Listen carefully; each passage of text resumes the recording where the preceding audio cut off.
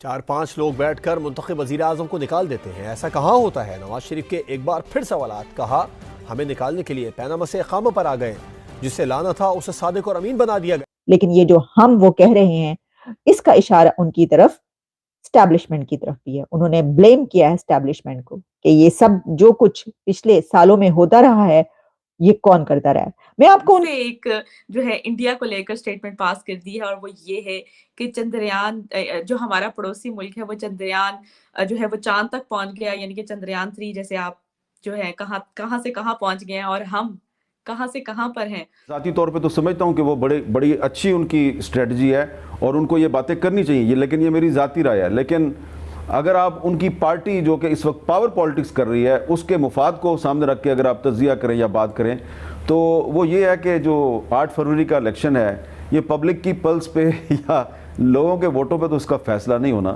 फ़ैसला तो वैसे ही होना है जैसा 2018 में हुआ था कि फ़ैसला किया गया कि इमरान खान पाकिस्तान का वज़ीर आज़म होगा, तो वही वज़ीर आज़म बन के सामने आए। तो अगर नवाज शरीफ साहब 8 फरवरी को वज़ीर आज़म बनना चाहते हैं तो उन्हें उन्हीं की मर्ज़ी के मुताबिक चलना होगा, जिनकी मर्ज़ी पे चल के इमरान खान 2018 में वज़ीर आज़म बने।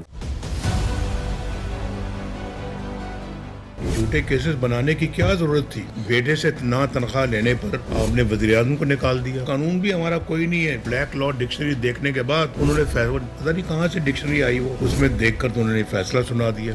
तो उसके बाद हमारी बर्बादी का जिम्मेदार ना यूएस है ना भारत है। नवाज शरीफ साहब ने ये स्टेटमेंट पास की है और यही मौका है कि हमें इंडिया के साथ ताल्लुकात को बेहतर करना चाहिए। हमने खुद अपने पाँव पे कुल्हाड़ियां मारी, वरना आज ये मुल्क तो न जाने कहाँ पहुँचा होता। हमारे इर्द गिर्द के ममालिक चांद पे पहुँच गए हैं और अभी हम जमीन से नहीं उठ रहे। न जाने किसकी नजर लग गई हमारे मुल्क को, और अफसोस ही है। मैडम, मैं खड़ा होता ना, उस हॉस्पिटल वाले को वहीं तोड़ता। जय हिंद दोस्तों, वंदे मातरम। आप सभी का स्वागत है द इंडियन काफिर चैनल के एक नए वीडियो में। दोस्तों, आखिरकार नवाज शरीफ ने स्वीकार कर लिया है कि पाकिस्तान और पाकिस्तानियों की बर्बादी के पीछे और किसी का हाथ नहीं है, केवल पाकिस्तानियों का ही हाथ है, वहाँ की इस्टेब्लिशमेंट का हाथ है। मीडिया से बात करते हुए नवाज शरीफ का दर्द उछलकर सामने आ गया। उन्होंने कहा, आखिर हमें कौन सी गलती की सज़ा मिली, आखिर उनको क्यों हटाया गया प्रधानमंत्री के पद से, सारे केसेस उनके ऊपर झूठे क्यों लादे गए। उन्होंने यहाँ पे इमरान खान की भी निंदा करी है।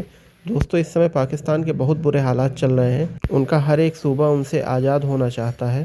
तो दोस्तों, आइए देखते हैं इस वीडियो को और एंजॉय करते हैं। धन्यवाद।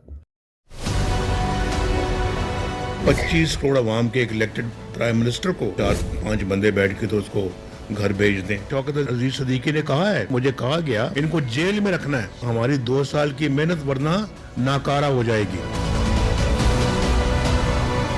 हमें निकालना था, उसको लाना था जिसके पल्ले कुछ भी नहीं था। हमें निकालने के लिए पनामा से अकामा पे आ गए, उसको लाने के लिए उसको सादिक और अमीन डिक्लेयर कर दिया। ये महंगाई उसके आने के फौरन बाद शुरू हो गई। जाली केसेस जो बने थे उन खत्म हो गए हैं। 3 हेयरिंग्स में ही उन्होंने उठा के बाहर कर, दूध का दूध और पानी का पानी हो रहा है। कहाँ गई वो सजाएं? आज मेरी डिस्क्वालिफिकेशन भी ठीक हो गई है। जिम्मेदार, हमारी बर्बादी के जिम्मेदार तुम हो। पहली बार देखिए, इंडिया के किसी प्राइम मिनिस्टर ने कभी नहीं माना कि इंडिया में होने वाली प्रॉब्लम्स का जिम्मेदार इंडिया खुद है। लेकिन पाकिस्तान के एक प्राइम मिनिस्टर ने ओपनली अगर ये मान लिया है, तो इसका मतलब ये है कि मामला इस टाइम पर पाकिस्तान में बहुत सीरियस है। लेकिन मेरी अलग ही यहाँ पर थोड़ा सा मानना है, डायमेंशंस अलग है नवाज शरीफ के मामले में। आप समझिए, वो असलियत में ये बयान एक पॉलिटिकल माइंडसेट से, पॉलिटिकल आइडियोलॉजी के बिहाफ पर पॉलिटिकली दे रहे हैं। इसका रियल लाइफ या रियलिटी से कितना लेना देना है, उसको अगर आप ध्यान देंगे तो आपको पता लगेगा कि ये पॉलिटिकली मोटिवेटेड एक बयान है, जिसके अंदर असलियत में काउंटर करने की कोशिश की जा रही है इमरान खान को। क्योंकि माने या ना माने, इमरान खान की आपकी ग्राउंड लेवल पॉलिटिक्स पर बहुत जबरदस्त इन्फ्लुएंस आ चुका है। इसी फैक्ट्स को ध्यान में रखते हुए एनालाइज किया जाए तो पता लगता है कि कुछ भी है, आपके यहां पर पहली बार पाकिस्तान के real cause, that is real problem जो है, जो प्रॉब्लम रियल है वो है इकोनॉमिक क्राइसिस उस पर बात तो शुरू हुई। ये कौन सा डिफरेंस है मैडम? एक बात बताइए ना, अपना मानेंगे ही नहीं तो अपना होगा कैसे?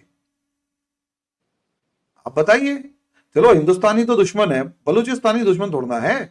और अच्छा एक बात बताइए, अब वही इस टाइम पर अपने आप को खतरे में महसूस कर रहा है इस बंदे के सामने खड़ा होने के लिए, और यही कारण है कि पॉसिबली नवाज शरीफ को कहा कि तू 2-4 गालियां बकले, हमें कोई समस्या नहीं है, बस तू कैसे भी करके इलेक्शन जीत के आ जा। लेकिन इसका मतलब यह है, मैं इस स्टेटमेंट को ज्यादा दिन तक सुनते रहना चाहूंगा। मैं दुआ करूंगा कि नवाज शरीफ प्रधानमंत्री बने, और दुआ करूंगा कि मैं फिर ये दोबारा कहें कि उनकी बर्बादी का कारण वो नहीं, भारत नहीं, अमेरिका नहीं, कोई और है। और वो जो कोई और है वो तब भी इतना ही चुप बैठा रहे जितना अभी चुप बैठा हुआ है। मैडम मेरा तो अपना एक क्लियर ओपिनियन है, पॉलिटिकल स्टंट है, उसके अलावा कुछ नहीं। बलूचिस्तान की बात की, मेरे फादर डायलिसिस करवाना चाहते हैं यहाँ करीब के एक हॉस्पिटल में, तो वहां पर एक बलूचिस्तान से फैमिली आई हुई थी और वो डायलिसिस करवाने चाह रही थी। वहां के हॉस्पिटल ने उसके डायलिसिस नहीं किया और ये कहा कि आप अपने जो है वहां स्टेट में जाकर जो है वो इलेक्शन करवाओ, इलेक्शन कह रही हूँ, डायलिसिस करवाओ। तो मतलब मुझे इतना वो बुरा लगा उनकी थॉट प्रोसेस का कि मतलब पंजाब सिंध सरहद ये क्या मतलब मैटर हुआ? मतलब एक शख्स बीमार है, उस वो डायलिसिस करवाने पंजाब में आया, तो आप क्यों नहीं उसके डायलिसिस कर रहे? और मुझे इतना बुरा लगा, और मैं चाहकर भी उसके लिए कुछ नहीं कर सकती थी, और अफसोस ही है। मैडम मैं खड़ा होता ना, उस हॉस्पिटल वाले को वहीं तोड़ता। पहली बात, हमारे यहां ऐसा कोई इशू ही नहीं है। आप दिल्ली में एम्स में आइए, आपको सारी भाषाओं वाले लोग मिलेंगे, सारी भाषाओं वाले, सिंपल, सब लैंग्वेज बोलने वाले, क्योंकि हमसे कुछ नहीं पूछते। आधार कार्ड, ये लो, ओके डन, काम खत्म। नोबडी आस्क अबाउट कि भाई वेयर इज आधार कार्ड। सिर्फ एक question, are you Indian? Okay, if you are not then okay you are a guest, we will treat you on that particular way, काम खत्म। अब मेरे देश के एक बात बताइए, फिर आप कैसे उम्मीद कर सकते हैं कि बांग्लादेशी आपके साथ रहते, और फिर कैसे उम्मीद कर सकते हैं कि जिस बलूची को आपके हॉस्पिटल ने ये कह दिया कि भाई तू वहीं जाके डायलिसिस करवा, यहां नहीं करेंगे, वो आपको अपना समझेगा? बिकॉज वी डोंट कंसिडर, मेरे को नहीं, मैं आज तक मेरे को ये फील नहीं आता कि I am from Haryana. I am from Haryana just क्योंकि मेरा जन्म हुआ था, मेरे घर में बोलते हैं, बाहर आके हम हिंदी बोलते हैं। साउथ में चले जाते हैं, वो कहते हैं I don't understand Hindi, okay भाई इंग्लिश सुन ले। हाँ, मैं 45 सिटीज घूम चुका हूं इंडिया की, मुझे आज तक कभी फील नहीं हुआ। वो तो बल्कि यूं कहते हैं sir give us something different, जब हम हरियाणा आएंगे, आपके दिल्ली आएंगे, तो अब आपसे हम वहां मिलेंगे ना भाई, जल्दी आ। मेरे कितने ऐसे स्टूडेंट्स हैं हमारे घर आके रुक जाते हैं, वो आके चले जाते हैं। सबसे पहले हम आपके सामने ये पेश कर रहे हैं कि ये चीज, ये चूरन जो कि 75 सालों से बेचा जा रहा है, कि पाकिस्तान की तबाही की जिम्मेदारी जो है वो इंडिया पर है। कभी कुछ कर दिया, कभी कुछ कर दिया, कभी हमारे ऊपर जंगें लाद दी, 4 जंगें हमारे ऊपर थोप दी, और फिर ये कि हमारी जो इकोनॉमी है उसको गलत कर डाला। हमारी इकोनॉमी का बेड़ा गर्क करने वाला जो है वो भारत है। हम एक छोटा मुल्क हैं, गरीब मुल्क है, हमारे साथ देखो बड़ी ताकतें क्या कर रही हैं, वगैरह वगैरह वगैरह।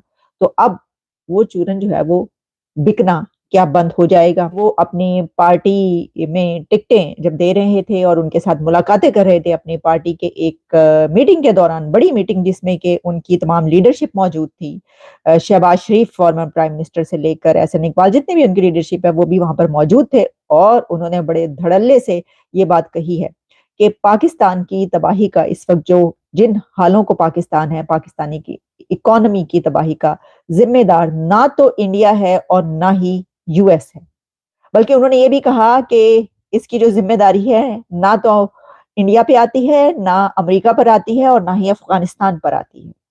ये एक बहुत बड़ा ये पैगाम है कि ये जिम्मेदार अब कौन है। तो इसका जवाब भी उन्होंने दे दिया, और उनका कहना ये था कि इस मुल्क की तबाही का, इस मुल्क की मौजूदा हालात का और इस मुल्क की इकोनॉमी के ढेर होने का जिम्मेदार हम खुद हैं और हमने खुद अपने पांव पर कुल्हाड़ा मारा।